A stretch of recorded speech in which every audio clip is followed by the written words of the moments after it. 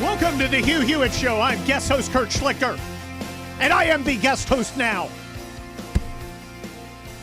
We're talking Somali fraud again. Oh, boy, this is going to be great. And in honor of the city of Mogadishu, Minneapolis, all the bumper music today is going to be from Minneapolis bands, which, of course, are my favorite bands. So everything's coming up Schlichter today, baby. Who the heck am I anyway? And what am I doing here? As Admiral Stockdale famously asked in that vice presidential debate in 1992. By the way, Admiral Stockdale, American legend. I got a chance to interview him when I was a kid. Wow. He influenced me, helped make me go into the Army, become an officer. I retired after 27 years as an infantry colonel. I'm also a former trial lawyer. I am a senior columnist at townhall.com. I am the author of the amazing new Kelly Turnbull conservative action novel, Panama Red. You should go get Panama Red and read Panama Red, because Panama Red is a wonderful book. And you'll notice I'm a student of Hugh Hewitt. I'm following the lunch rule. I'm saying the title of my book, which is Panama Red, 7 times so that you will remember Panama Red. But wow! Now, look. It's not the only thing that's going on right now, this Somali fraud. We've got some interesting stuff going on with Donald Trump and Netanyahu. We're going to talk about that with Dr. Michael Warren a little later. And we're also going to talk about what's going on in Iran. But wow, this Somali fraud thing, it is the gift that just keeps giving for Republicans. It is beautiful because it is undeniable. There's no good way to spin it. There's plenty of bad ways. We're going to show you a couple of those in a minute. But it works on so many levels because it completely undermines the Democrats' position on immigration.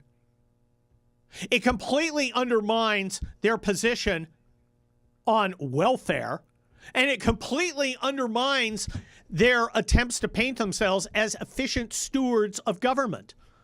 It's a win-win-win. And I think we need to be using this as a prickly suppository for our Democrat friends. I hope to see Donald Trump talking about this. Don't talk about Rosie McDonald. I don't want to hear about that. Nothing about, hacks on MSNBC or whatever the hell they're calling it now. Don't care about that, Mr. President. Talk about Somali fraud and what you're going to do about it and how you're going to prosecute it and whether we're going to see Tim Walz in chains, not as a personal thing, but as part of a legal process as opposed to, weekend entertainment. It is glorious on every level, and they don't know what to do, right? This kid, all right, this Nick Shirley guy goes out. He's got his camera. He is Andrew Breitbart maxing. Right? He goes out and he actually goes to these places, knock, knock, knock. Hey, I'd like to sign my kid up for daycare. And they look at him like he's insane. It's like, don't you get it, kid? We're not actually doing a daycare. Why are you here? And it's beautiful. I mean, it's beautiful. 110 million views on the YouTubes. 110 million. More than, that's like 110 times the average audience of CNN times 2. It is, and of course, the regime journalists, they are big mad. Let's go check out cut number 5 from Abby Phillips on CNN. This is politics. But, honestly, you knock on the door of a daycare center and you're like, let me in, let me in. What do you expect people to do? In some of those cases, there were children in there. What do you want people to do in that situation? Open the door and say, come on in, when they know that the Somali community is under attack, is being threatened every single day? What is going on here? Look, if there's fraud there or anywhere else as it relates to Medicaid, it should be rooted out, and whoever has perpetrated it should be prosecuted, no question. But, in the homeless shelters I run, we have daycare centers. If someone just showed up at the door Stop. If there's fraud, it should be rooted out. That's less convincing than the cries of joy of a Bulwark staffer's wife on her wedding night. It is, no. They don't want to root out fraud. They are mad that the fraud's been revealed. Fraud is an affirmative element of the Democrat program. It is what they are doing to buy votes. And this stuff about, oh, well, Nick Shirley, the kid doesn't look like he can do a push-up. I love the homeboy, but he needs a tour in the Marines. Get some upper body strength, buddy. But look, he's not a threatening cat. When he comes to the door and goes, hey, where's the daycare part of this daycare center? At this Leering Center, which, as the wonderful Adam pointed out, sounds like a great name for a strip club, the Leering Center. But by the way, they corrected the famous sign. Apparently somebody went and taped an N on it or something. Great work all around, guys. You're amazing. But that's the idea here is not to actually say, well, maybe there weren't 90 kids in there getting, breakfast and lunch federally funded. It's, well, how would he know? All he did was go there. Not quite working. And, of course, Jessica Tarlov has to weigh in with her, kind of mid-level mediocrity take. That's cut number 4. Nick Shirley's reporting there's no way that this kid walking around uncovered $100 million worth of fraud on his own. No, Jessica, there is a way because he walked around. Why didn't 60 Minutes walk around? Why didn't CNN walk around? In fact, CNN did later and found problems. Why didn't the rest of the reporters walk around? It wasn't because they didn't think they were going to find something. It's because they didn't want to find anything. They didn't want to. Again, the fraud is not a bug. The fraud, folks, is a feature. The looting of the public trough is the function of the Democrat Party, or at least the primary function. There are other functions, like to give meaning in life to the, SSRI gobbling Chardonnay wine women who need something to fill up that empty space inside us that normal people fill up with faith, family, and the flag. Okay? But that's what we in the military call a supporting effort. The main effort of the Democrat Party is to loot the public purse and pass it out to constituent groups in order to lock down their votes in perpetuity. That's what they do. That's all they do. And they're not even good at it. And because they haven't been challenged at it, they're not good at hiding it. Now, here's what the Minnesota Department of Children's Director, there's a Department of Children in Minnesota. I don't want to go down that road, but let's proceed. Its director, Tiki Brown, said at a press gaggle. Each of the facilities mentioned in the video has been visited at least once in the last 6 months as part of our typical licensing process. For the current child care centers that have been named in the video, we have not paused. There isn't a current pause on any of their payments. As we gain more information from the folks that are out visiting today and gathering additional information, that may change. But currently, there is no pause on any of the those individual centers. Well, she also says the Leering Center has closed, right? That it's closed. Immediately thereafter, the manager of the Leering Center comes out and says, no, we are open. And like a bus shows up with a bunch of Somali kids who pile out and kind of look around going, where are we at? This doesn't seem familiar. I thought we were going to the zoo. No, come on in here and be here for the cameras.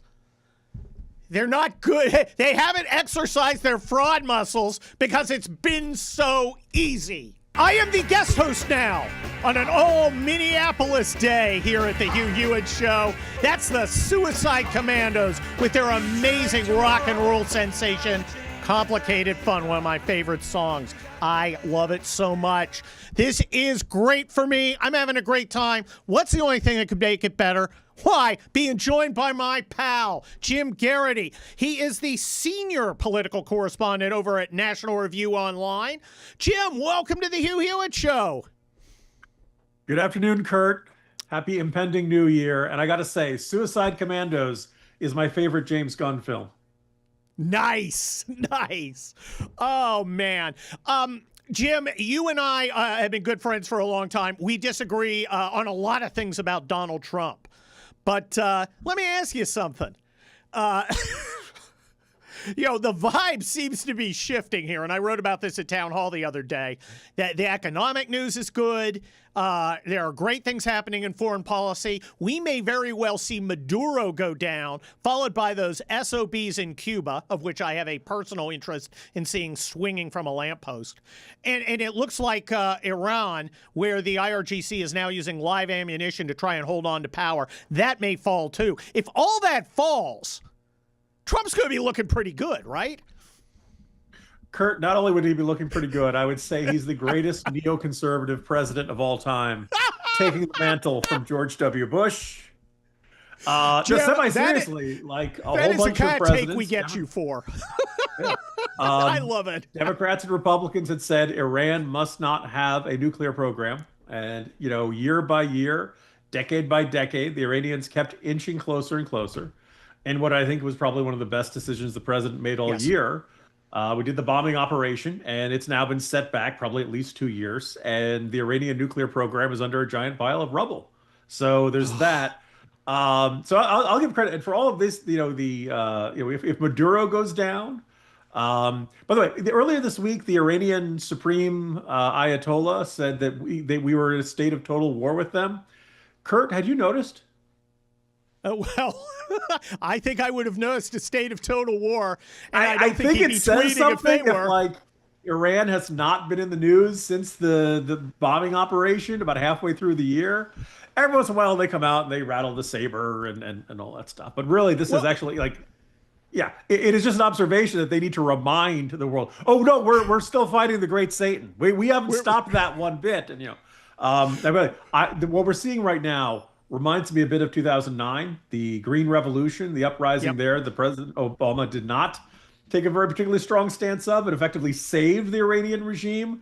I know Trump will not be doing the same. I hope the Iranian people can topple rulers who have been abusing them for a very long time. I'm not going to get my hopes too high about this. We've seen this sort of thing happen before.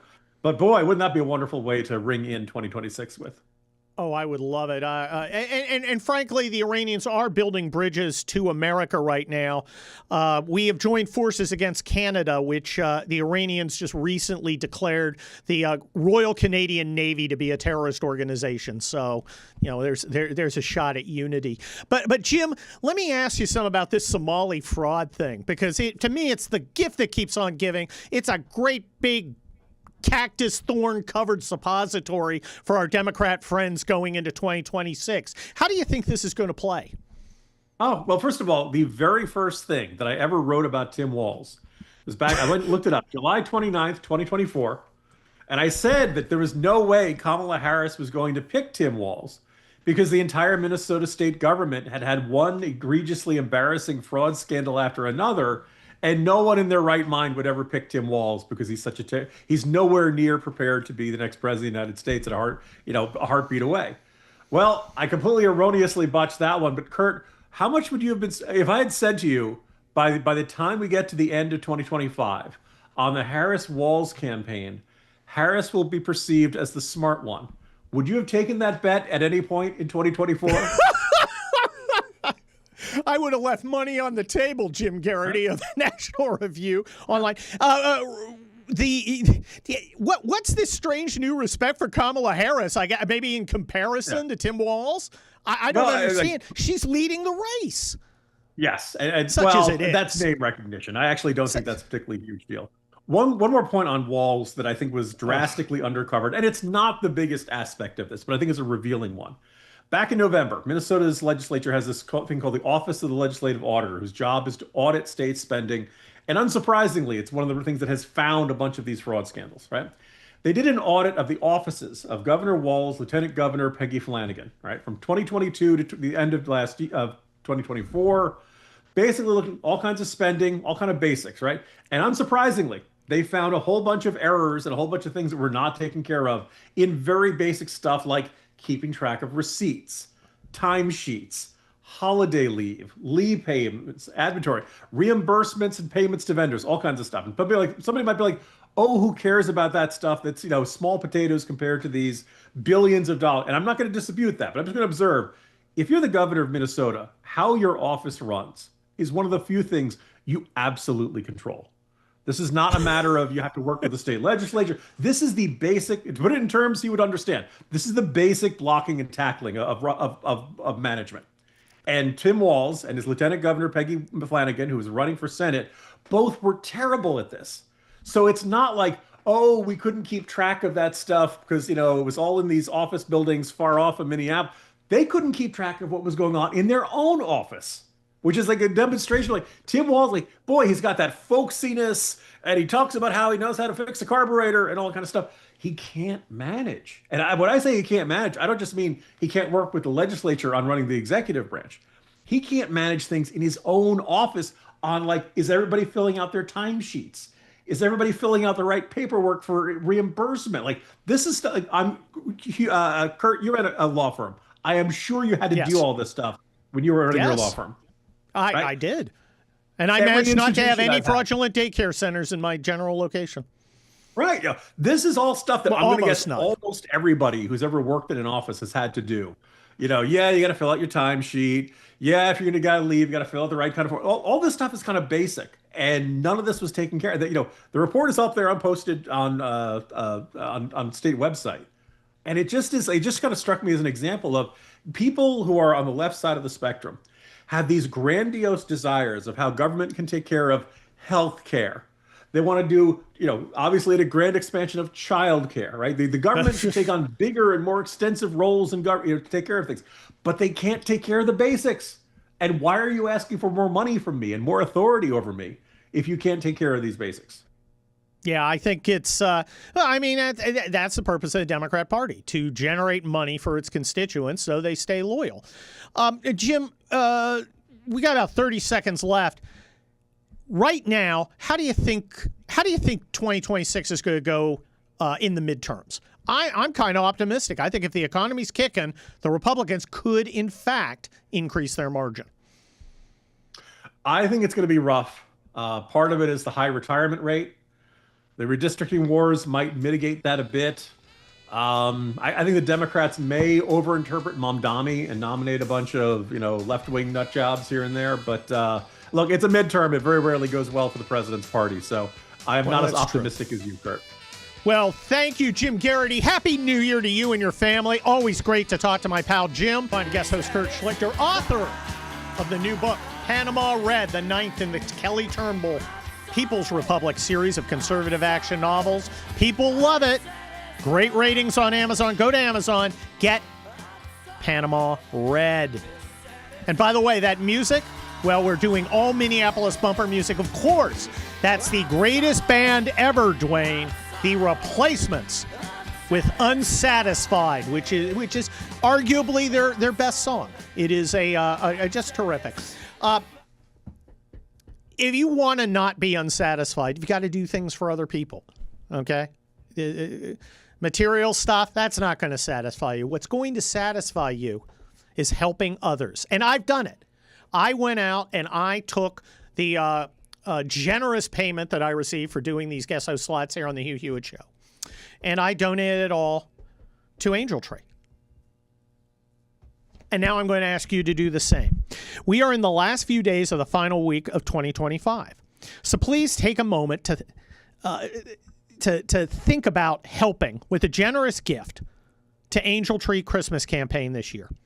Men and women just like you have donated enough for all of our Salem radio network talk shows to bless over 16,000 boys and girls on Christmas morning. Kids with a mom or dad in prison. But remember, the work of Prison Fellowship goes on all year round, helping children of prisoners through their Angel Tree Camp program, Angel Tree sports clinics, and other outreaches that your gifts make possible, helping to break the cycle of crime. If you'd like to make a donation, and I'd like you to make a donation, heck, I did. I'm a colonel. I don't ask you to do anything I'm not doing, so go ahead and do it. You can land a great year-end tax deduction. Just head over to the HughHewitt.com's website, click the Angel Tree banner. It's right at the top. It's so simple. Anybody can do it. You don't even have to be tech savvy. HughHewitt.com, Angel Tree banner right at the top. This Christmas, this Angel Tree Christmas campaign is always a special project on our calendar, and we have such a heart for helping children with moms or dads in prison, and I know the audience does too. Thank you all for helping to show the love of Christ through your generous gifts to our friends at Prison Fellowship by going to HughHewitt.com, clicking the Angel Tree banner, and also score yourself a year-end tax deduction. You just got to do it before midnight tomorrow. Angel Tree, I did it. You can do it too. And of course, tomorrow when you're at your house, you want to be sitting around the fire. Now you've heard Hugh Hewitt and getting on here and talking about the good folks at besthotgrill.com. Well, they make best gas logs for your fireplace. If you're still burning wood or your old gas log is overdue for a makeover, Rasmussen Gas Logs has a new look for you.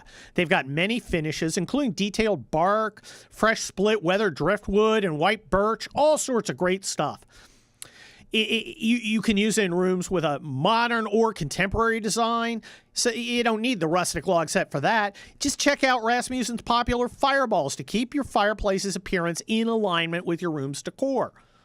A fireplace is the focal point of every room, so you want a Rasmussen gas log set or one of its fireballs, and they look great, and they sit in the fireplace even when it's off, and they look better when the flames are on. So get a free personalized gas log set sizing recommendation and more information about USA-made Rasmussen gas logs and Solaire infrared grills, which are great for cooking, at besthotgrill.com. That's besthotgrill.com. American-made Rasmussen gas logs and Solaire infrared grills at besthotgrill.com.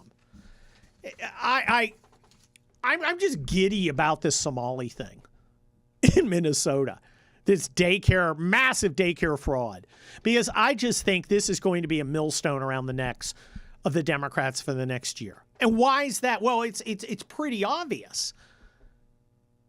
You've got vindication of the Republican position on immigration. You've got vindication on the Republican position on freeloading social programs. And you've got Republican vindication on the issue of the basic blocking and tackling, as our friend Jim Garrity described it, of good governance.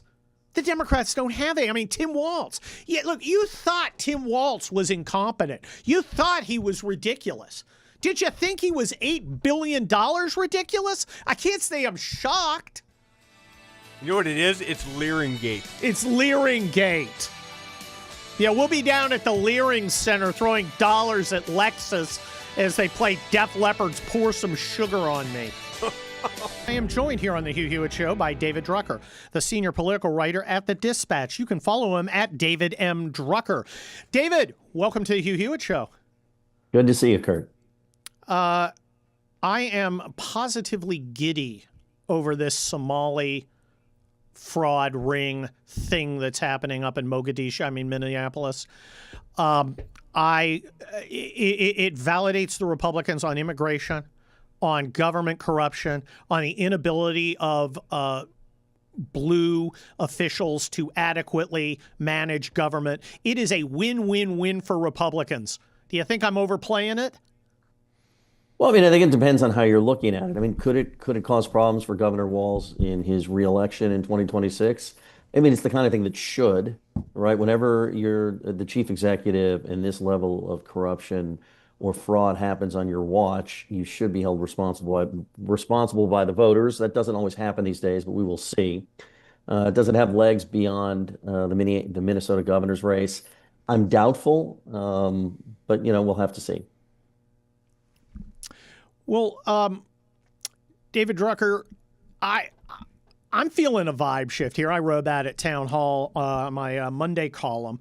We have a Trafalgar report out, polling, 50% approval, 44% disapproval for Trump. The Morning Consult just came out with a poll, has the economic indicators at the most optimistic numbers in 5 years. Gas prices are down, egg prices are down, meat prices still high. I I think things are getting better for the Republicans as Trump's economic policies get online. Again, am I lost? Am I misguided? Well, I don't know. I mean, we're going to have to see. I mean, look, I'm polling. I pay attention to the averages, not any particular poll, whether you like the poll or hate the poll. I just wouldn't pay attention to any one particular poll, but the averages, the Real Clear Politics average, is something to pay attention to. That's number one. I think number two, just we're going to have to see in the polling how people feel about the economy. The indicators are less important than how people feel. They're important in that if the indicators are good, then, theoretically, eventually people will feel good about the economy. But we've often seen the macro indicators at odds with people's, current lived experience. I mean, that was true in 2024 when a lot of the macro indicators were good, but people were unhappy about inflation. And that's one of the reasons why President Trump is back in the White House. We're just going to have to see. I mean, from everything that we're seeing broadly, Democrats are still in a good position for the midterm elections, but it's very early. Things can change. And so let's see how voters feel about the president's handling of the economy, how they feel about the cost of living broadly, which is a bigger issue than just inflation and the price of groceries. It's been the biggest issue that they care about in every poll we've seen this year. But let's see how 2026 looks. Well, David Drucker, personnel, everything starts with people. And in 2026, in the midterms, it all starts with candidates. We have kind of an odd dynamic. We have a lot of Republicans, and not all of them, the kind of soft establishment Republicans that drive me up a wall, but some harder ones are retiring. We're in the process of selecting some candidates. Democrats are too, but doesn't look like, it looks like they just threw away the Texas opportunity. I mean, Jasmine Crockett gets crushed no matter who wins in the primary there. How do you think the Republicans are going to do as things start getting better with candidate selection? And how do you think the Democrats are going to do when they have pressure from the left with this Mamdani fascination? Yeah, look, from what we've seen so far, I mean, here's what I would say. First of all, I wouldn't rule out James Tallarico in the Texas Democratic primary. He's definitely going to be more competitive than Jasmine Crockett, in my view. It's still a really tough race for Democrats. Whether the atmosphere is good for Democrats or bad for Democrats, it's just a tough race for them in Texas. But Tallarico certainly makes it a little bit more interesting. So let's see how that primary plays out. There are a lot of primaries coming up, and I'd say both parties, have some good candidates. They have some clunkers. Let's see who wins these primaries, and that's going to tell us a lot about some of these races in 2026. The Democrats managed to nominate some really good candidates for governor in Virginia and New Jersey in 2025, right? And Mamdani is this odd bird in that he was a perfect fit for liberals in New York. We haven't yet seen replicas of him elsewhere. Both parties are going to face pressure from their wings. They always do, and so it's just a matter of where these people win. Right, if you nominate somebody like Mamdani in Virginia or New Jersey, you have problems. If you nominate him in New York City, not a problem. And I could say that about, center-right candidates as well. There are certain red states or red districts where you can have everything as a, conservative or a populist that you ever wanted in somebody. But in a swing district, you want somebody with broader appeal. We're just going to have to see how it plays out.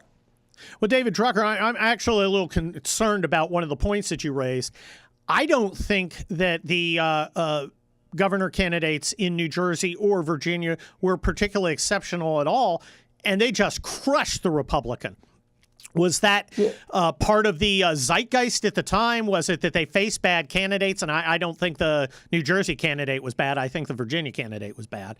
Yeah, I'd say, I'm kind of worried. Listen, I was in New Jersey, and the Republican nominee there was a good candidate. That the Republican nominee in Virginia was particularly weak, but I would say Spanberger and Sherrill were both exceptional candidates who have a lot of political skill. Really? They talked about the number one thing that voters wanted to talk about, and that was affordability and their concerns and pressures about the cost of living.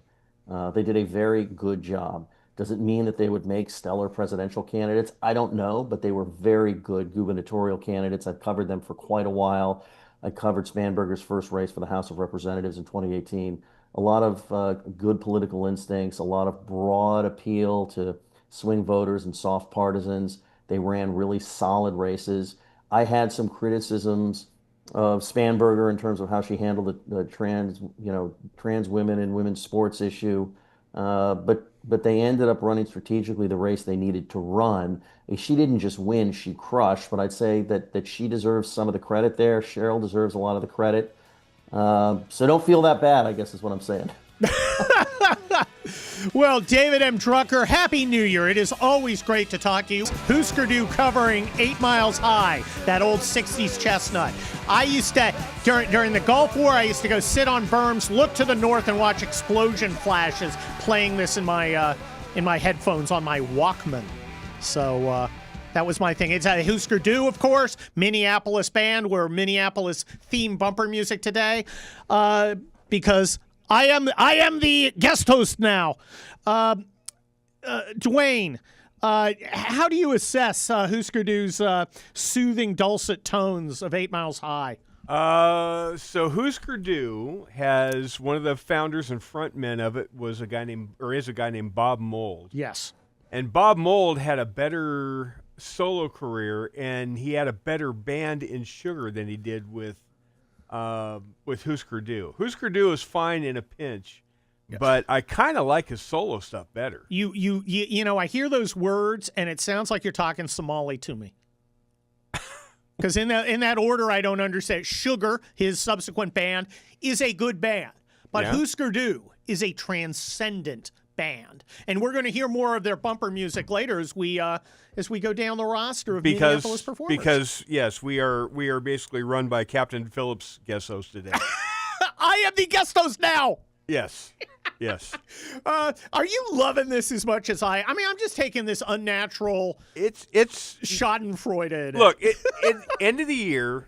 There's no major news, right? Except, you know, Iran may be going through a revolution right now and overthrowing the government, which is kind of fun. I'm loving that.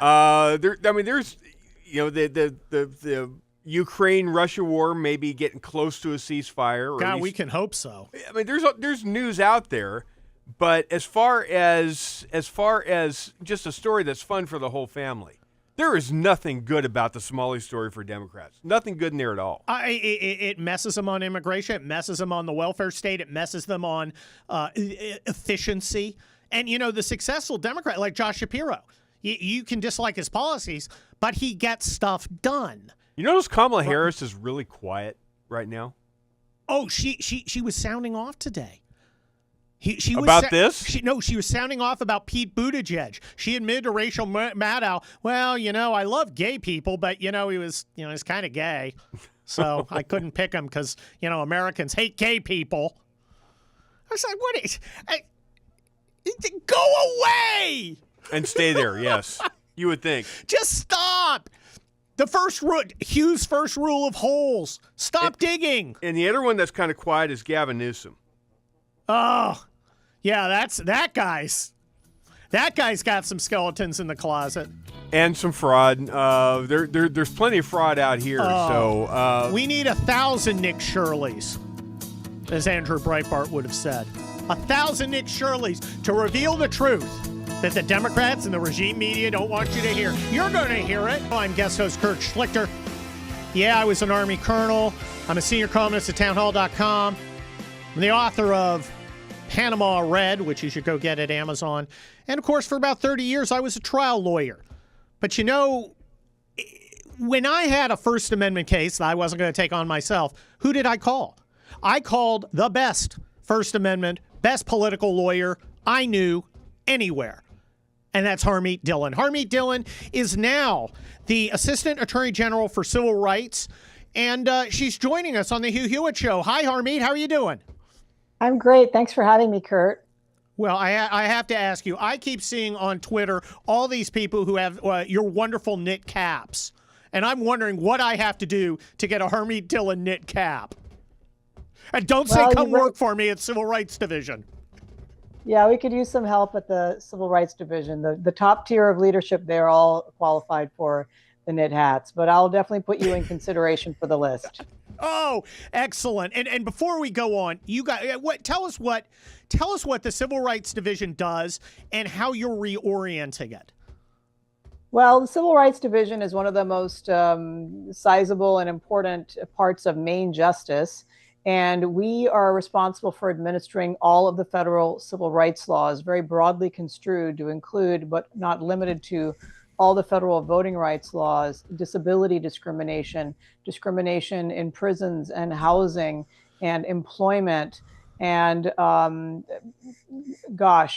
few other areas, Voting Rights Act and some others, and some obscure ones you haven't heard of. We are also responsible for hate crime prosecutions involving violence against people on the basis of protected characteristics. And this administration, this has meant a very sizable uptick in work to protect religious liberties and fight against attacks on churches, synagogues, and other houses of worship. And so, normally in a Republican administration, Kurt, the Civil Rights Division just kind of tries to downshift the left-wing nonsense that the prior administration has been doing and really just not have much of its own agenda.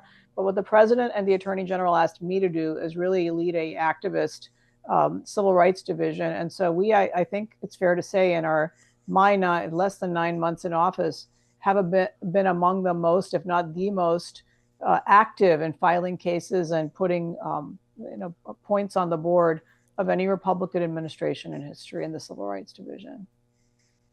Well, Harmeet Dillon, I've been so impressed at how responsive you are in your division to things that are happening kind of in the social media world, things that have become visible and kind of erupt. And then the DOJ is on it. We've discovered, this place is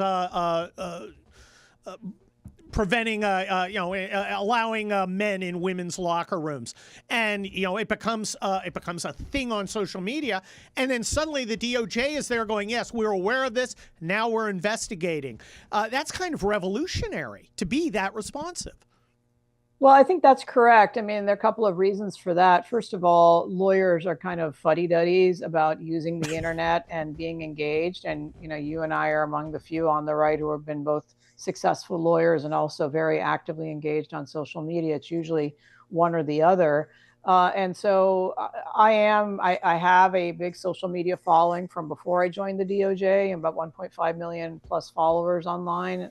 And so I do find it a very valuable tool because you have to keep up. And so it is a way to find information. Today, I don't actually watch television very much. I'm not, I don't have the TV on in the background because TV is like 12 to 24 hours behind what's really happening. And when the modern day journalist heroes, who are the Nick Shirleys and the Matt Taibbis and some of these others who, right or left, they're the ones who are getting the leads and sharing the stories in real time. Those are the ones I pay attention to. And where we get our attention on something, or Libs of TikTok is also a great source for some of our issues involving schools or employment. We do open up investigations based on internet leads. And I am proud of that. And I got mocked a little bit by prior pearl-clutching DOJ officials and even some, former Republican members of Congress. I think it's, quote unquote, not serious to be online and engaging with the public. Well, I think it is serious. I think it is a public calling and a duty.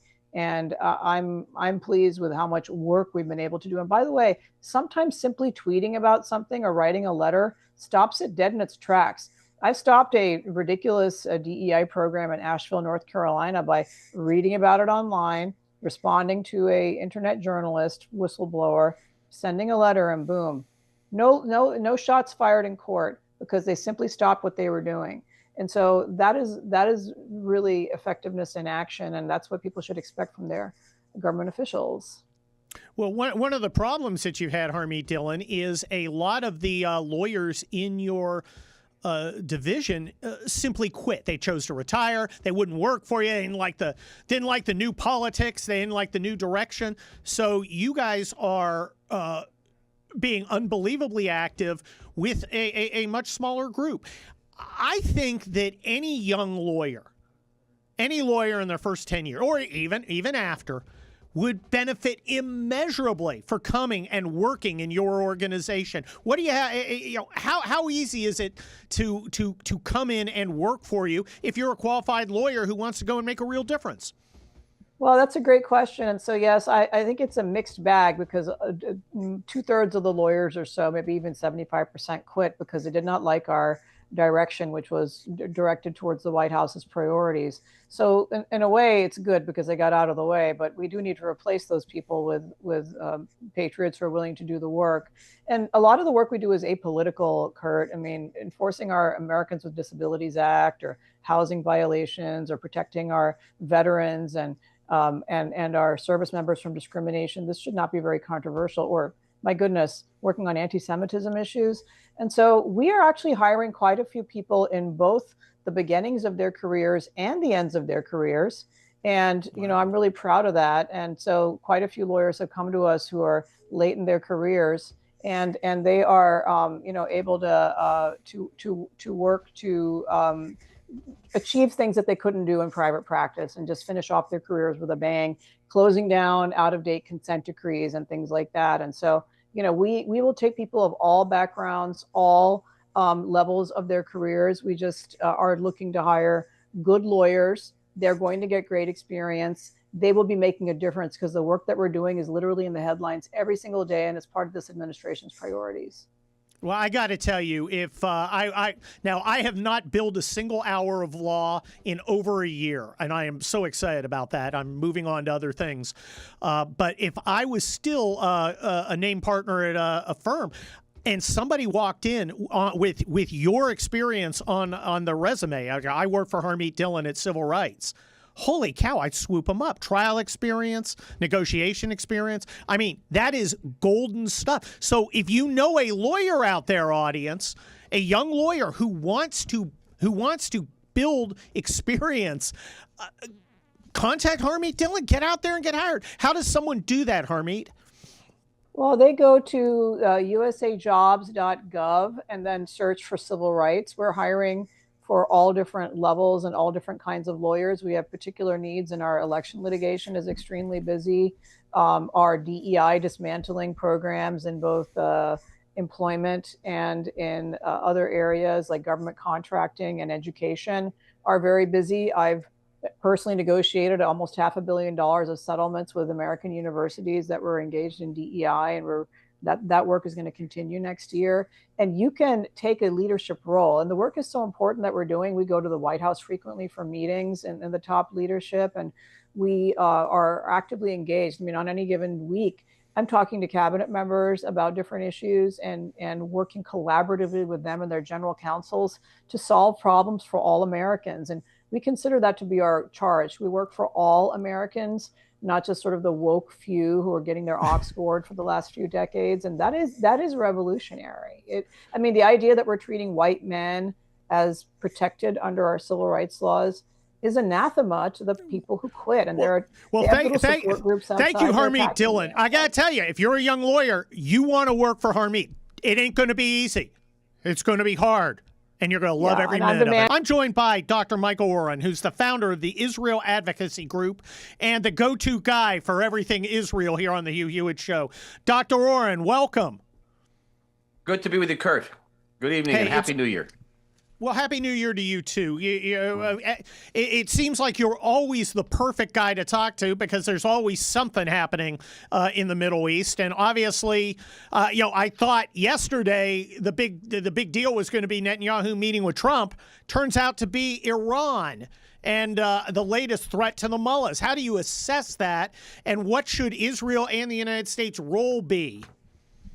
Okay, two good questions. One, what's happening has happened before. There have been uprisings in the past, but never under circumstances so dire for the regime. The value of the Iranian currency is down 60%. There's no electricity. There's no water.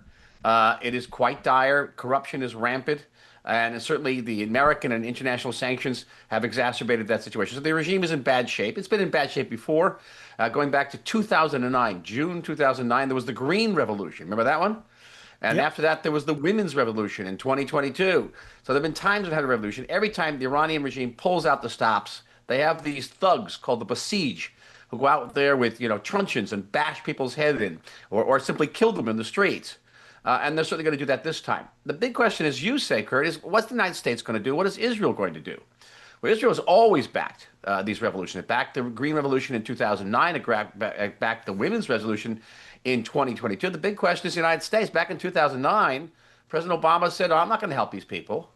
He was trying to reach a nuclear deal with the regime. And President Biden didn't help them either. So the big question is, will Donald Trump, in view of what he said yesterday, that he is really putting down a red line for Iran, it's saying that Iran would face a green light to the United States for Israel to act around Iran should Iran try to rebuild its missile capabilities or certainly its nuclear program. And the United States is keeping on the table a credible military response, credible military threat. That's extraordinary. And believe me, the Iranians are going to take that very, very seriously. I think the United States and Israel should give their support, maybe not active support, but say, listen, if there's a change of regime in Tehran, nothing can make us happier. Well, Dr. Warren, I'm looking at the courses of action brief for the president. One is to tamp this down. That's the one that Biden and Obama took. The other is kind of stay the course, see what happens. Then there's covert support for the revolutionaries. Then there's overt support. I could see taking down the IRGC buildings. I could see taking down tactical sites for the Basiji, these internal security Gestapo types. Do you think there's any room for that kind of aggressive support? I think keeping it under the radar is the best right now. I tell you why, that if you strike national institutions, even if they're hated national institutions, it tends to rally the people around the government. Yep. And we saw that for a period after the June war last summer. So I would keep it low profile right now, but certainly keep it substantial and let the people in the street know that they're not alone. The United States has their back, as the United States did not have their back during previous revolutions. Well, when you say have their back, there's a lot of different. There's a difference between moral support and actual material support. Do you think the United States, through its covert forces, should introduce weapons into Iran to allow them to actually confront these guys? There are reports that the IRGC is using live ammunition against people. I think it might be hard for America to sit back if freedom marchers are being butchered in the streets by these 7th century savages. Well, some isolationists in the United States may say just that. This is not our business. Why should we get involved? This is too dangerous. But there are many different types of aid you can give to groups like this. There's communication. There are everything from walkie-talkies to training exercises. You don't necessarily have to provide them with weapons. I assume that at some point, the big hope in Iran is the army. It's the army against the IRGC. If you can get the army to rise up against these thugs, then there's actually a chance for a serious regime change in Iran. If Iran falls, and when I mean Iran falls, I mean the government of the mullah falls, and it becomes a more secularized, less, prophetic jihadist government that asserts itself around the world, that completely resets the strategic chessboard, not only in the Middle East, but around the world. I mean, that is a massive development. It's development, first of all, as you said, around the world. I mean, the Iranians provide the Russians with the drones and long-range missile to kill Ukrainians, and the Chinese receive most of their oil from Iran. So it certainly reshuffles the global chessboard. But it really reverts the Middle East to what it was back in 1979, before the Iranian Revolution. Israel had excellent relations with Iran. I can't say how many Israelis I know who grew up in Tehran because their fathers worked in Iran. So we can go back to that situation. And we create a completely different dynamic in the Middle East where we could have peace between Israel and Lebanon because Hezbollah will wither on the vine. We could have peace with Israel and Syria, peace with Israel and Saudi Arabia, through Saudi Arabia, peace with the entire Sunni world. And the Middle East could look profoundly different in another year than it looks right now. Well, look, and you were involved with the Israeli government, so I wouldn't expect you to comment on it. But it's pretty obvious that the long-term strategic goal of Israel is to bring down the mullahs. And and if it isn't a long-term strategic goal of the United States, it damn well should be to bring down the mullahs. These guys have killed thousands of Americans, and they have been a threat to world peace, and they need to pay. How does the Middle East look if the mullahs are gone, and Iran becomes the great and prosperous country that it frankly should be. I think what I just said, we could have peace between Israel and all these different countries. You could have a swath of peace that extends from the Mediterranean all the way to India, and what had been, the hot spot in the world, the great crucible of conflicts in the world, could be actually the meadow of peace in the Middle East. Put it that way. And it could be very different. Now, I don't want to be Pollyannish. There are many, many steps that have to occur, and you're still going to have to deal with Islamic extremism of the Sunni stripe. You have to deal with Al Qaeda and ISIS and the Muslim Brotherhood and Hamas. They're still around, and they're being supported by other people, other countries other than Iran. You're still going to have your challenges, but it could be an amazing, major breakthrough, Kurt, truly. Yeah. Yesterday, Donald Trump said to Hamas, "You're going to disarm. You're either going to do it yourself or it's going to be done for you." Does Israel understand that to mean American forces participating, or is this backing Israel in going and finishing the job that, frankly, I think Israel should have been allowed to do in the first place? Well, I think Israel understands that President Trump has said unequivocally, no boots on the ground. And Israel doesn't want American boots on the ground. That's why you have an Israel there, so you don't have to have American boots on the ground. And if Hamas is to be disarmed militarily, kinetically, there's no other country in the world that's going to do it except for Israel. That's the end. No one else is going to die for Hamas. No one else is going to die, so frankly, for Israel. It's our troops who have to go out there and defend our homes, defend our families, our neighborhoods, and you do that by taking out Hamas. Well, what Israel has done in Gaza is magnificent. I understand a little about that from my time in the military. I know what they've done. I'm afraid other people don't fully appreciate it. But thank you, Dr. Michael Warren, for coming on the Hugh Hewitt Show, sharing your experience. It is always good to hear from you because you know what's happening. I am the guest host now. It's all Minneapolis all the time with our bumper music in celebration of the massive fraud. That was Husker Du with Flip Your Wig. Oh, my gosh, one of my favorite songs by those guys. If you were alive in the 80s, and just on the alternative tip, you were loving some Husker Du. But that's just me, Kurt Schlichter, senior columnist at townhall.com, retired Army colonel, author of Panama Red, the new Kelly Turnbull action novel. Oh, I was a lawyer, too. I do all sorts of things. But, I guess it's really the colonel thing that predominates with me. I still retain a lot of the habits. And one of the habits is when I lead. I don't ask somebody to do something I won't do. And one of the things I'm going to ask you to do is give to Angel Tree. It's the prison fellowship charity that allows the children of moms and dads who are incarcerated to have a real Christmas. They get a present, they get a Bible, it's wonderful. And what I did is I took the money I get for one of my guest host gigs and I donated it all to Angel Tree because I'm asking you to do the same. And I'm not going to ask you to do something I didn't do. And now is the perfect time to do it. Look, Angel Tree is not just a Christmas thing. We have Angel Tree sports clinics, Angel Tree camps during the summer.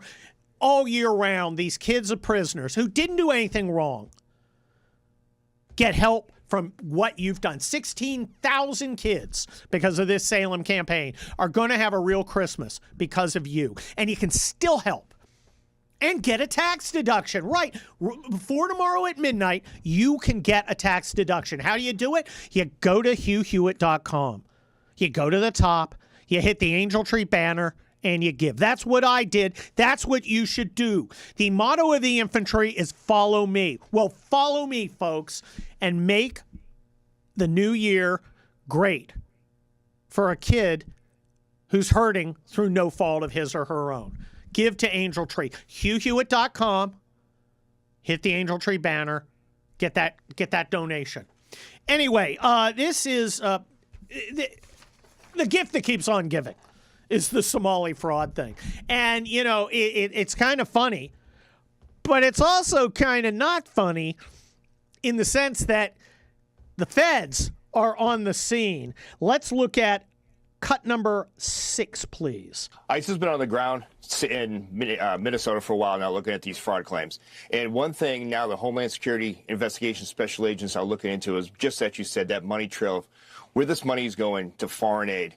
Obviously looking at any type of links to any criminal activity, obviously terrorism activity, and one thing you will see is that ICE is actually out there going with criminal warrants to conduct these investigations. So all too often you hear that ICE is just out there terrorizing the community or conducting administrative work. We've been on the ground in Minnesota conducting criminal investigations, and Homeland Security investigations has gone door to door to a lot of these suspected fraud sites all over St. Paul and Minnesota, and we're The feds are on the job because this is a potential federal crime, as Jonathan Turley explained on Fox News with Bill Melugin. Cut 7. Well, the surge of federal resources into Minnesota is going to help a great deal. The fact is you can't have this extensive level of alleged fraud without interstate criminal activity. Most of this is interstate. They're using wires and phones, and they're transporting out of state. So the feds have a basis to go in there. In addition to the fact that some of this is playing with federal money. If Minnesota wants to burn billions, then do that if that's what they want to do. But they can't do that if it's a federal crime, and they sure can't do that with federal money. And when Governor Walz says, well, I've been trying to get more authority, fraud's been illegal for a long time. I mean, you've been and there have been some prosecutions in the past. This isn't a lack of authority. This appears to be a lack of interest, impulse, a lack of effort by state regulators and prosecutors. So we'll see what the feds come up with here. But Minnesota is really looking at a mountain of hurt coming down on them because this is getting worse by the day. Well, look, Tim Walz is getting nervous. He's getting as nervous as Kamala Harris at a spelling bee. Okay? And he should. Because if he and some of his other officials, like Keith Ellison, the communist attorney general up there, really have been participating in this. And there's, there's winking and nodding at things when there's fraud. Oh, I don't have the resources to stop it. Oh, come on. They do not put outside the realm of possibility that there will be federal charges against some senior officials whose names you heard of. We don't bear false witness. We don't frame people. That's a Democrat thing. If they've committed a crime, the feds are going to find it, and that's going to be ugly for the perpetrators. Can you believe that 1999 was like 26 years ago? I'm freaking out here a little bit, folks. Here at the Hugh Hewitt Show, I'm guest host Kurt Schlichter, and it is my distinct pleasure to bring in the chairman of the Trump Kennedy Center, the guy that Donald Trump sends when there's a problem. He's got Rick Grinnell on speed dial. Hi, Rick. Welcome to the show. Hey, Kurt. Thanks for having me. Great to see you. Happy New Year to you. Hey, Happy New Year to you, too. And I know Arena sends her regards, too. I was just wondering, are you guys, I know you guys are having some problem with artists over there. May I suggest a revival of the best little Smalley daycare in Minnesota for the Trump Kennedy Center? Would that work out? I think what's happening is that they're proving our point. Because when I arrived at the Kennedy Center, we were paying staff with debt reserves. We had no money in the bank, and the shows were so woke that people weren't responding. And so now that you have new management and we're cleaning up the place and we're getting more corporate donors and other donors than we've ever had, we've raised $130 million in 10 months for the place. Wait, did you say 100? Did you say 130? That's Somali daycare money. 130 million? That's incredible. Yeah. Look, and all these stories that the media keep attacking us on, they never talk about how much money we're raising because we've fixed programming and corporate America is coming back. Look, the reality is you're never going to be able to run an arts institutions with just ticket sales alone. Ticket sales for every single art institution across America for the last 7 to 8 years have been in the tank. The only way that you can get to revenue neutral is to have donors and corporations who believe in the programming, who write the check to make up the difference. Look, the New York Times, which I never quote, Kurt, you know me, I never quote them, but about 2.5 months ago, the New York Times did a front page story that said Broadway is dying, ticket sales are in the tank, no one is coming out to live shows. We've seen that since COVID. And so the idea that these political reporters in Washington somehow want to pretend like the Kennedy Center, which also, like every arts institution, has ticket sale issues, is somehow, different, is just not true. What is different about us is that we've fixed our problems. We've never been in better financial shape. And that's because when you have big programming, you actually have the corporate support. What we've seen now is shows that were booked under the previous regime saying we don't want to be a part of something that has Donald Trump's name on it.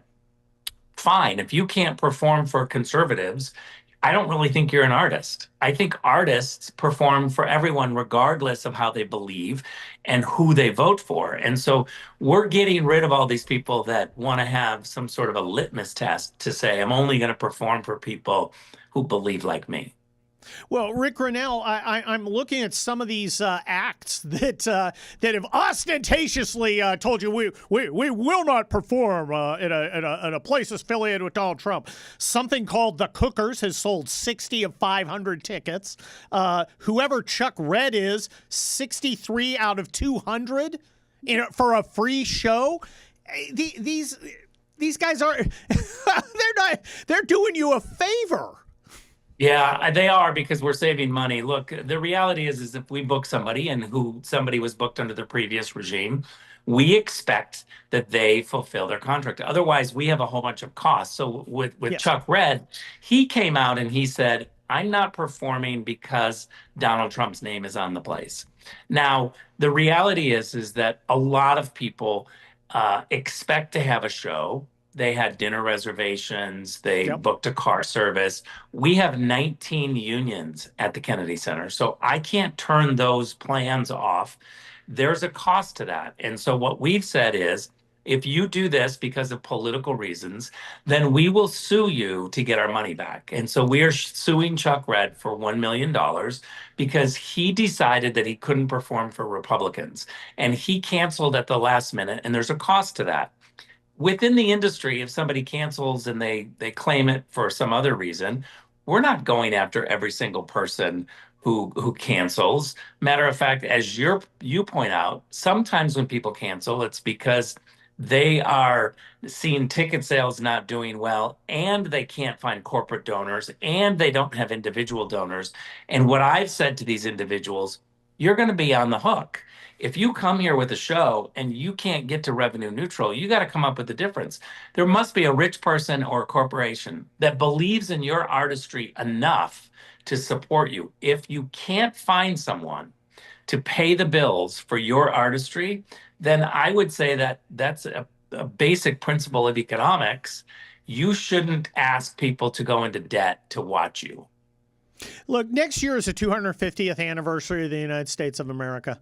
I assume that the Trump Kennedy Center is going to honor that. What are your plans for 2026, Rick Grinnell? Oh, we have got massive programming coming. Some of the best things that we've been able to book, haven't been able to book in years. I'm not going to get in front of it because we want to make sure that we have our marketing materials ready. But you're going to see a couple of big announcements, and we're really excited about it. I think that people will see that we are going to bring back big common sense programming. We've already had the Stuttgart Ballet. We're bringing the Vienna Philharmonic, which hasn't been back to the Kennedy Center in decades, probably the world's greatest symphony. And so we have the big acts coming. People want to come. We just had in December Miranda Lambert, Brooks and Dunn, Garth Brooks, Cheap Trick, all celebrating Kiss. It was really a phenomenal. I love Cheap Trick. I love Cheap Trick. Oh my God, I totally would have showed up. They reunited at the Kennedy Center. Oh, and please so tell we're me getting the Buddy big Carlos was names. Yeah, we're getting the big names. We just, we want to be responsible with the money that we've been given, and we've never been in better financial shape. But clearly, the left is unhappy. They'd like us to be in worse financial shape and keep funding some of these woke programs. Well, look, what you're doing, Rick Renell, is you're going out and you're appealing to all Americans. Whether they're woke, whether they're not woke, whether they like country music, whether they like classical, because that's what this center is. Thank you, Rick Renell. Always great to see you. Merry Christmas. Happy New Year. Hope to see you in the next couple months. All Minneapolis music today in honor of Somali corruption. In the, I don't know, what's the nickname of Minneapolis? The Icebox City? Hugh calls it Minnesota Cold. Minnesota Cold, he should. It is. I mean, obviously, it's the Twin Cities between there Twin and... Cities, I guess. That and St. Paul. That's something. But Little Mogadishu. Little Mogadishu. Yes. We maybe we can run Shugart and Gordon as candidates for it's freaking whatchamacallit. The fun part is there was a reporter from CBS News that has now come out saying... Oh, yes. Saying, look, he went out there and claimed all this fraud. Nick Shirley claimed all this fraud. We checked the licenses of all these daycare centers, and they were active licenses. We didn't find any fraud. Oh, did you find the children? Where's the kids? Well, we looked at the records that the people who are responsible for the fraud kept, and the records are all clear. Why? I don't understand. All the forms are filled out by the shell corporations. Yeah, I mean it's the forms are all in order. How could you? You know, I just think it's hysterical how the regime media is facing this choice between backing up its communist patrons or saving its the tattered remnants of its dignity, and it's like, well, I'll suck the toes of my patrons. I will degrade and humiliate myself. I will jump in the canoe with Ned Beatty. 23-year-old kid, scoop. It's beautiful. 23-year-old kid. It's just grand, isn't it? And the other fan, you pointed this out yesterday. Well, the New York Times was all on this story. Well, once, about 3 weeks ago. Right. Where's the follow-up? Where's the fallout? Yeah. It's not like Team Mogadishu said, "Oh, we better stop." The New York Times was on it. Get us some kids. No one cared. Look, I mean, Tim Walz himself at the VP debate with J.D. Vance gave the game away that there might be something there to look into for a journalist that wanted to take a peek at. See, that's isn't that the rub? Yeah. The want to part. The want to. Right. There's no Woodward and Bernstein's out there if the subject is a lefty. Well, when look, they're going to trash Nick Shirley. They're already doing that. He doesn't know. He's lying. There was another report, and I don't think it panned out the way he thought it did. Next, what we'll see is they'll go to a red state and go, well, there's corruption here too. Okay. That's the next one. Okay. Good. Let's end the whole program. I can't do that. Yeah, let's claim the corruption everywhere. But yeah, good. But if you're now going to change the rules that corruption's bad, I'm okay with that rule set. I need a program to keep up on what the rules are, Dwayne, because the rules keep changing. It's like Calvin Ball. I'm joined now by Andrew Clovet. He's now the producer of The Charlie Kirk Show. He is a senior official with TPUSA, and he is part of a generation that's showing the hell out of mine. I mean, Andrew, why is your generation making my generation look so damn bad? Well, it's good to see you, Kurt. It's fun to be on the other side of things. Usually, I'm interviewing you. But yeah, listen, I think, I think you're right. Our generation has gotten the short end of the stick when it comes to the compact that a government makes with its people. And we, young people in America, they have been put by the wayside. They've been told they're toxically masculine. They've been told to sit down and shut up, stop complaining. And, meanwhile, foreigners have gotten free debit cards filled with cash, free airplane tickets anywhere in the interior they want.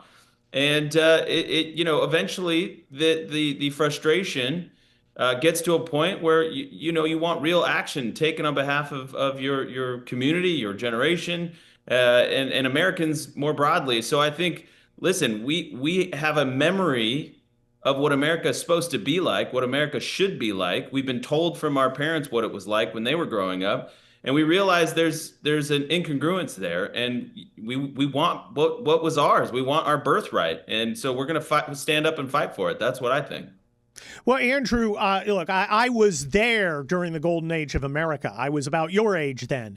And it's all true. I feel like I'm Han Solo in that terrible Star Wars sequel. Now, it is all true, and it rips me up that your generation does not have the same opportunities I have, but you guys aren't quitting. I mean, Charlie Kirk showed us a great example of someone who refused to quit. We got Nick Shirley in Minnesota, who is making my generation's regime media reporters look like clowns, because he's going out and doing the real work. I've got a lot of, and I led your generation as a soldier. I think you guys are great, and I'm very happy that your generation's coming along. Well, I think you guys also had some structural disadvantages as far as getting the truth. I mean, I think the internet has democratized, in some ways negatively. We've seen that too, Kurt. But there aren't the gatekeepers that are keeping people like Charlie Kirk on the sidelines. I mean, Charlie was able to build the Charlie Kirk show, build Turning Point from scratch, largely thanks to social media, largely thanks to the ability to get the message out in a, decentralized, democratized way. And we saw that, especially with Charlie and TikTok, when they took the brakes off of his account on TikTok, we got billions and billions of views and helped win the White House in 2024, because listen, with a level playing field and decentralized media pipes and electrical laid, right? We were able to get our message out far and wide. And so you guys didn't have that. You had the old school legacy news media, Fox News in a box, CNN in a box, and that was about it. And you go back further, and it was Walter Cronkite, and that was it. So the official narrative was the official narrative. And I think what you've seen is that this new generation is not putting up with the official narrative. This new generation wants more. They want deeper truths. And they've become convinced that their elites are lying to them. They've been convinced that the institutions are selling them out, and they're not going to put up with it anymore. And hopefully what we get on the backside of all of this tumult, all of this chaos, is a more honest institutional establishment in this country, a more conservative institutional establishment in this country. But also we get some sanity, right? So I think we gotta find a way to marry the two. It's one of the reasons why I love having you on the Charlie Kirk show, Kurt, is because you have a healthy distrust of the elites and the experts, so-called experts, but you also have common sense and sanity, and you got to marry the two of those. So hopefully we take the best of both. We chew the meat and spit out the bones, and we come out in a better place that's more honest. Well, look, a lot of people are very worried about TPUSA, very concerned that it's going to be able to continue after the terrible murder of Charlie Kirk. How is TPSA doing? Yeah, TPUSA, Turning Point USA is, obviously we're reeling. There's no sugarcoating that. We lost Charlie in the most horrific type of way. And, that's going to take years of processing, of grieving. I've told people, I don't know that we're ever going to get over that. I don't know that you're supposed to get over something like that. But as far as the organization is concerned, I mean, Charlie's legacy is so giant and so enormous and so incredible and historic that, we're blessed by what he's left us. And that is a momentum that you couldn't have possibly imagined. I mean, Kurt, we're still opening 50 new Turning Point chapters at college and high schools across the country every single day. And you don't really appreciate what a Herculean task that is until you've started a chapter. To become a registered student organization, you got to get a sponsor, you got to fill out paperwork, you got to get a core group of kids that are all in alignment, you got to get parental involvement a lot of times at these high schools, and then you've got to meet with the committees and meet with the faculty. And so it's a multi-step process, and our team that's spread out across the country is really good at that, thankfully. And they're making historic progress. I mean, any grassroots organization in the country can tell you that starting 50 new chapters of their organization a day is Herculean, it's historic. And so we're still drinking through a fire hose trying to get through the backlog of all these new chapter requests and inquiries. And the other thing that I'll tell you is that it's not just that we're starting a chapter. These chapters are swelling in size. I mean, it used to be that we'd have chapters with like 5, 6 students at them, and maybe the meetings would have 20 at them. Now we have core groups of like 50, and the meetings have hundreds at them. So even just the interest organic at the chapter level is tremendous. The social media engagement has remained robust at extremely high. And, you saw AmFest. We had 31,000 people at AmFest. Wow. And that was obviously historic. We had to turn off ticketing, and it drove the news cycle just before Christmas every day, basically. And I will tell you, we're also launching a Pick Up the Mic campus tour in the spring. We're going to be doing the Prove Me Wrongs. We're going to be doing the arenas and the indoor events at night as well. And we're going to do the another piece of it where we're calling it the Make Heaven Crowded Tour, which is kind of this revival style TPUSA Faith event that we're taking on the road all across the country. So the organization is strong. I mean, the interest is incredible, and the grassroots support is unprecedented. So on the one hand, we're never going to get over Charlie, but on the other hand, he's left us with such a momentum that we are honor bound, duty bound to continue and see that mission through. Well, look, my feeling watching Erica Kirk and her grace in the days after that terrible murder, I thought these guys don't know what they've unleashed. They don't know what they've unleashed. The question the audience has, because this audience skews a little older, is we know that it was the young people who swung the last election for Donald Trump, which was a shock. We did not expect it. You probably expected it because you're much more in touch with them than we are. What is TPUSA going to do for the 2026 election cycle?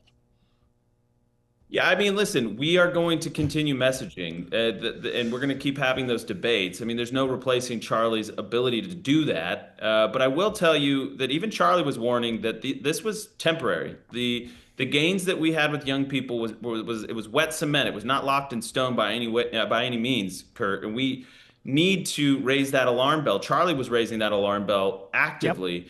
Yep. He didn't like the way that Epstein situation was handled. He didn't like the way that some of the foreign policy issues were handled.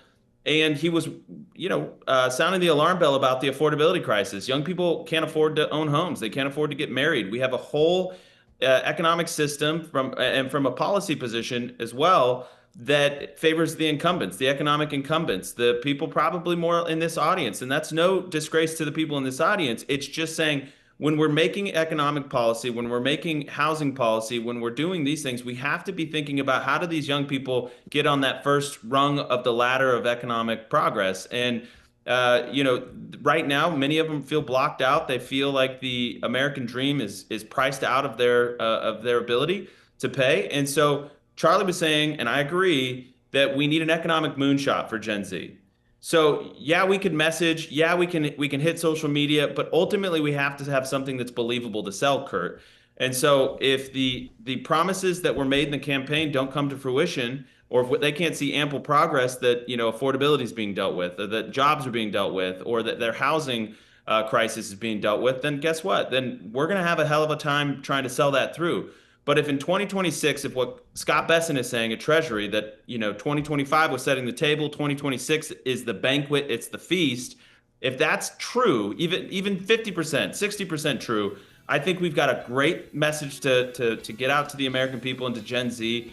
And if they can feel real relief, they're going to be in a much better place. Andrew Colvett of TPUSA, Turning Point USA, thank you so much for coming on the Hugh Hewitt Show. Frankly, it was Charlie Kirk who turned me on to what's happening with young people in a way I hadn't thought of before. And Andrew's right. We need to focus on that. Guys in my generation, we need to make sure we're not pulling the ladder up behind us. Listen to Andrew. He knows what's up. We're continuing with the non-stop Minneapolis bumper music, a little Soul Asylum, Somebody to Shove, here on the Hugh Hewitt Show. I'm guest host Kurt Schlichter. I am the guest host now. I love my 80s music. And I love being a leader. I love being a soldier for 37, seemed longer, 27 years, retired Army infantry colonel. You never ask your guys to do something that you're not going to do. And I'm not going to ask you to do something I haven't already done. And what I do, I gave to Angel Tree. What's Angel Tree? Angel Tree is a wonderful program that helps the kids of prisoners have a real Christmas. It also helps them through Angel Tree summer camps and other activities to have a real experience connected with their parents in prison. And that, of course, helps the kids. It also helps the prisoners by giving them a future, letting them know, yes, you're still a parent. You've got something to work for. You've got something to strive for. And that's why I gave to Angel Tree as part of the Hugh Hewitt campaign. You know, across the Salem shows, we've helped 16,000 boys and girls have a Christmas. 16,000. That's real change. That's real positive action. That's real Christian charity. And I'm not asking you to do anything I didn't do. I went and gave. I gave my entire pay for one of my Hugh Hewitt guest host slots to Angel Tree because I knew I would be asking you every day to do this same thing yourselves. How do you do it? You go to HughHewitt.com. It's right at the top, the Angel Tree banner. You hit the banner, make your donation, and if you do it before midnight tomorrow, you get a year-end tax deduction. You can't beat this deal. You're doing a good deed. You're helping yourself on your 1040. Guys, HughHewitt.com, Angel Tree banner. Make it happen. I did. What's your excuse? Okay. I love this Minneapolis thing so much because it demonstrates these wonderful truths. But it's also fulfilling another function that, you know, if you've watched the media for years, and I've watched the media for about 40 years, if you watch the media, you understand how things work. And what Nick Shipley has done, he's a 23-year-old. He's got his iPhone. He's doing the shoe leather journalism that the journalists in some room on Zoom, you know, in some hipster enclave in Brooklyn, think they're doing. They're not doing journalism. Nick Shipley's doing journalism. But what he's doing by going out there is he's creating a permission structure, right? By turning over these rocks, he's making it okay for other people to turn over rocks. Now, there's this huge pressure against doing it. Yeah, you're racist. You're helping Trump. You know, leave these poor people alone. You're hassling these daycare centers. Nick Shipley, by going out there, has said, hey, young journalists, because the old ones aren't going to do it, young journalists, you can make a name for yourself. And that's what's happening. Now, take a look at this, at what happened with this Fox station in Minneapolis. Not about clinics, about other Democrat corruption. Cut 12. This morning, Jeremiah Ellison was among the outgoing city council members to get an honorary resolution for their years of service. So I give my gratitude to the North Side. But one issue not mentioned, where he's been the final 5 months of his term. Harvard University as a Loeb Fellow. Our Jay Coles first broke this story this summer, and it caught some off guard. His Ward 5 constituents deserve a council member who shows up. Ellison is splitting his time between here and Cambridge, Massachusetts. He's still earning his $110,000 city salary on top of a $57,000 stipend from Harvard. Now 5 Investigates has obtained these internal emails showing Ellison's office wanted more.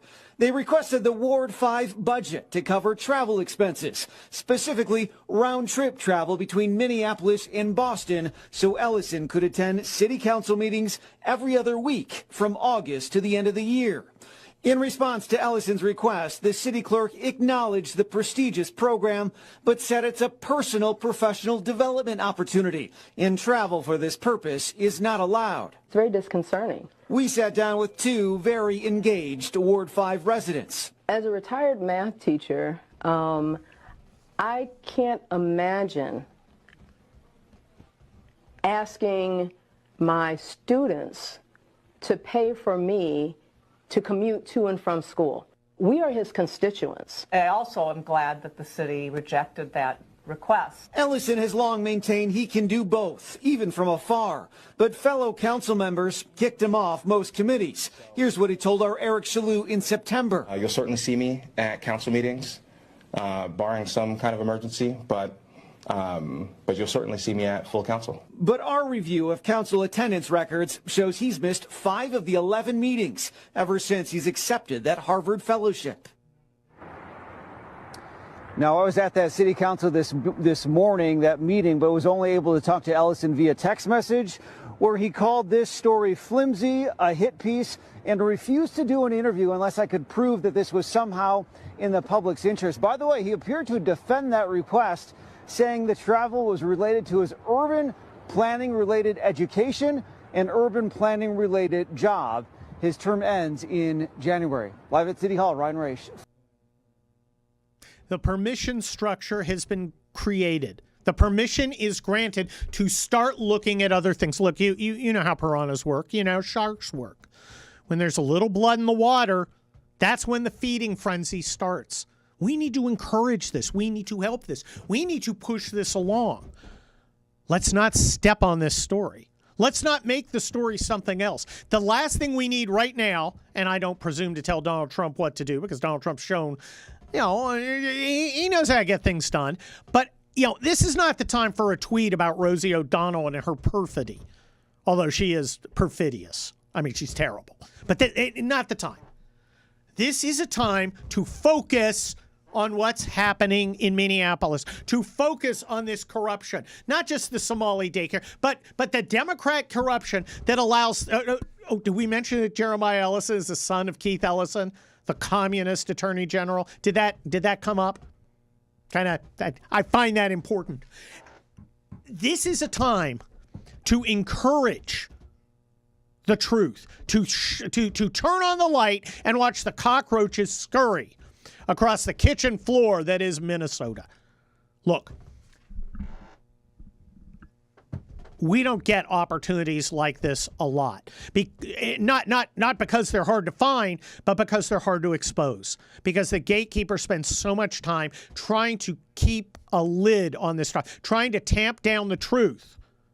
Well, the truth has been set free by Nick Shipley. Now, other people like Fox 5 are out there revealing the truth. Who else? Who's the next citizen journalist or aspiring journalist at one of these non-mainstream outlets who's going to get out there and show us something that so far has been hidden, that so far has been kept in the shadows?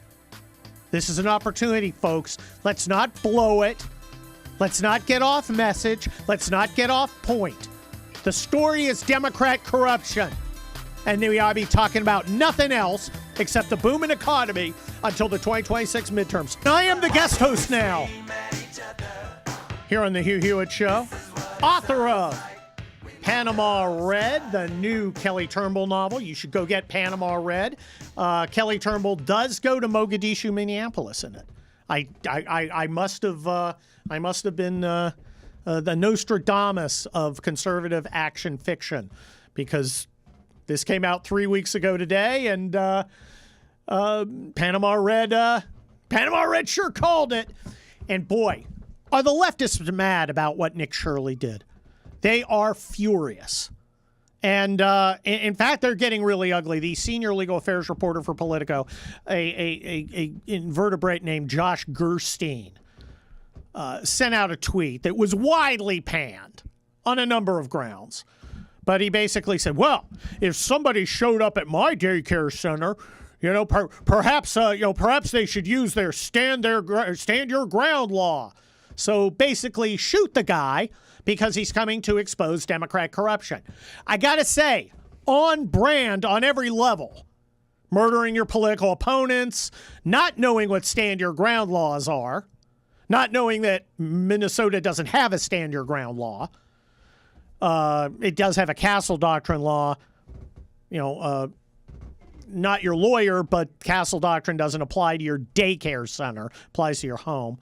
And also, it just shows the outrage and anger at the traditional regime media that this young whippersnapper went out and actually showed what was going on. Now, CBS News still resisting Barry Weiss's attempt to turn it into a news organization that you don't need to be ashamed of. He comes out and says, well, I have, I read through a bunch of reports. And all of these, there are some problems in some of the reports and some violations, but there's nothing about there not being any children. Well, did you go out and go to these places? Did you physically go there when the kids should be there to verify? No. We got the trust part down as the regime media. Trust when it's a Democrat administration, but not the verify. These are the guys who told you Hunter Biden's laptop was fake. These are the guys who told you Russiagate was true. Oh yeah, we should totally believe them. That I reviewed the papers that the people covering up this fraud prepared. And their papers cover up the fraud. I don't know what the big deal is. Ugh. I forget who said it online somewhere, but someone said, you don't hate the regime media enough. And you don't. They're terrible. It's the worst. And Josh Gerstein, not satisfied to cleverly, he thought, hint that, well, you should just shoot the guy for attempting to reveal the truth that, we're trying to cover up. He comes out next in response to Tom Bevan of Rear Clear Politics, who mentioned that there is still no coverage in the New York Times, Washington Post, CNN, Minneapolis Star-Tribune of Nick Shirley's revelations.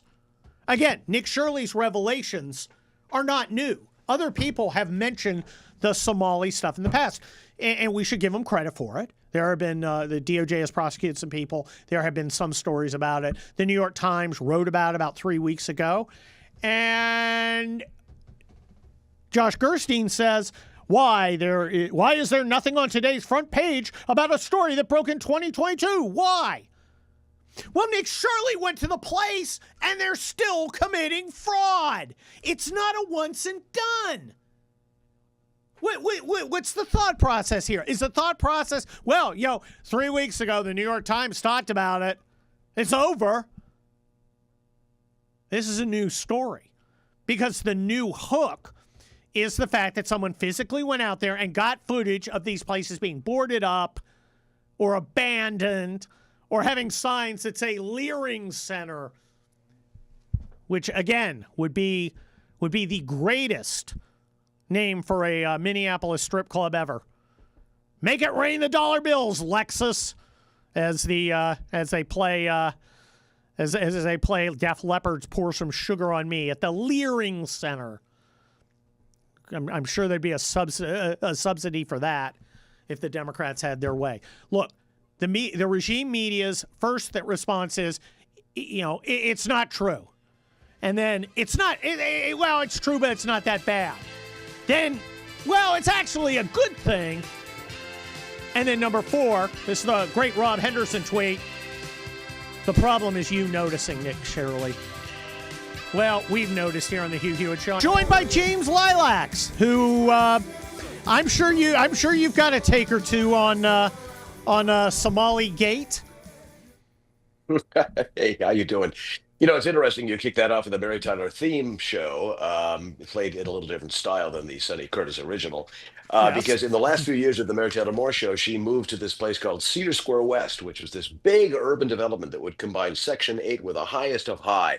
It had a tall tower at the top of which would be the rich people looking down on the glittering city below. And then, around it would have housing for everybody. I lived there for a while. I hated it.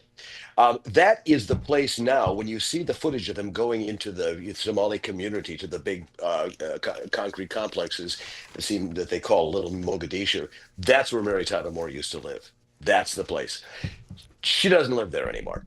And Minneapolis is a different place. Now, as to what's going on, well, there's nothing that I can add that a young kid with an iPhone showing up and knocking on doors hasn't been able to add. I will note this. The most interesting development to me today is that the sign of the Leering Center apparently has been changed. So it is now a learning center. And I kind of miss leering because that was a word that was going to enter the language, I think, almost like kofevi. It just was one of those misspellings that somehow summed things up. So the other part of this, though, that's interesting is that the pushback now is that the kid didn't know what he was doing. Here's the errors of his statements. This is all overblown, and it's really motivated by racism. And that's, I think, going to dominate a lot of the discussion. And frankly, that's a lot of what has kept the discussion from happening in the first place, is that the only objection you can have to fraud that is being revealed, whether it be autism centers, whether it be adult care centers, whether it be child care centers, is, well, why are you looking at them? There's got to be some reason to it other than you're looking for fraud. So what happens after this? I don't know. Is it possible that Tim Walz will suffer an electoral defeat? Entirely possible. They've been polling people all over the state, and something like 60% of them say that fraud is, yes, a major consideration in their voting. They're very concerned about it. Imagine that. But there are so many diehard, absolutely pull the liver for a D no matter what in the big metropolitan area of Minneapolis that I can easily see Walz surviving this and becoming governor again. I will tell you that the incuriosity of the media is not because they have some orders from on top to ignore these things. That's not the way it works. You'll hear a lot of people who say, look, the publisher of the paper is a former Walz guy. Yeah, he was. Now, I worked there. I worked there for 37 years. Did I ever hear anything coming down from above telling me what to write? No, never, never. But I will tell you that you don't have to sometimes when the general atmosphere of the newsroom is gosh, liberalism is really the only correct way for a proper person to think. When Walz got the Veep nomination, I can't tell you the sort of squee that went on. Let's do a story about how he's really a gamer. He loves to play Madden football. Let's do a story about him hunting and all the rest of it. There was just our Tim. And I didn't go along with that. And it's not why I'm not there anymore. I retired. But I don't miss being in that bubble. Well, James Lilacs, I think part of it is they reside in the bubble. Part of it is, well, humiliation and envy. I mean, this little 23-year-old whippersnapper with an iPhone came out, and while it had been reported before, obviously those reports hadn't changed anything, this guy puts it on video, makes it viral. Everybody, as you pointed out, everybody knows what Leering Center is. 110 million views on YouTube. That's about 210 times what CNN gets. It's extraordinary. It really is. Now, there might be some envy there, but I think it may be sublimated, and that's not probably the primary thing. I think a lot of it is just being flat-footed as a news organization when things are changing so fast that, yes, a kid with an iPhone can scoop you. There's a piece in the paper today, as a matter of fact, talking about how Minnesota's fraud story has entered the influence era. It's an op-ed. And I went to read it to say, that's exactly what it is. Because now, well, we've had ever since blogs came out, there have been competition with the paper. But now, yes, this is really something. And I couldn't get to the piece because it was paywalled. And that's part of the problem of the old. I mean, yes, we have to make money. We got to figure out a way to keep the lights on and keep the journalists' salaries down. But that's part of the problem, is that the old newspapers, the print is dying. So the idea that the news comes out once a day is long dead, but they still put out a paper. The idea that you have to be constantly on top of things and constantly refreshing your website is dominant. But if it's paywalled and it's not that interesting and you don't have the staff and you don't have the inclination, the eyes are going to go elsewhere. So it's not maybe envy so much as it is this sort of gut-wrenching realization that the old media dinosaurs are just being lapped and taken apart by new media and the various manifestations of it. Well, you watch something like this with Nick Shirley, and you have to wonder, what is the purpose of a traditional newsroom at a traditional paper? Obviously, they're not printing it the same way they used to, but you would have thought it would have been the ability to have editorial oversight, the ability to finance investigative stuff, the ability to speak to a wide audience. I mean, and none of those are true anymore. Well, and for a variety of reasons. When you talk about those big things, I mean, newspapers still to this day, in order to chase that Pulitzer, will come up with a big story. And they like the big enterprise pieces. They like to send people out and do these things. But the problem is you spend a lot of money on it, and what kind of clicks do you get? What kind of return do you get on? If you're looking at how many eyeballs you get and how many of those people then converts to a subscription, I mean, you get 100,000 eyeballs and you get 10 subscriptions out of it. You just figure, what's the point of this? So where yes, it used to be these large institutions had the money to do something and the audience that was looking forward to it because there weren't an awful lot of other opportunities. And there was a great age, frankly. Now, yes, it was a monoculture. Yes, it was always giving you standard received wisdom of your technocratic managerial class. But at the same time, you did look to newspapers to do this sort of thing. And now people just simply, don't expect that. What they want are sports scores, and they don't even want the comics anymore because they can get those online. Well, James Lilacs, I think one other thing that the newspapers are missing are guys like James Lilacs, or when I was growing up and reading the San Francisco Chronicle, Herb Cain, the individuals, the guy with a vision, the guy who was like, you couldn't hear anybody like him anywhere else, and that's what you got in the paper, and that's gone. James Lilacs at Substack, go follow him, read everything he writes. Breaking news, let's go to it. Alex oversees the Administration for Children and Families. Intrepid journalists have made shocking and credible allegations of extensive fraud in Minnesota's child care programs. We believe the state of Minnesota has allowed scammers and fake daycares to siphon millions of taxpayer dollars over the past decade.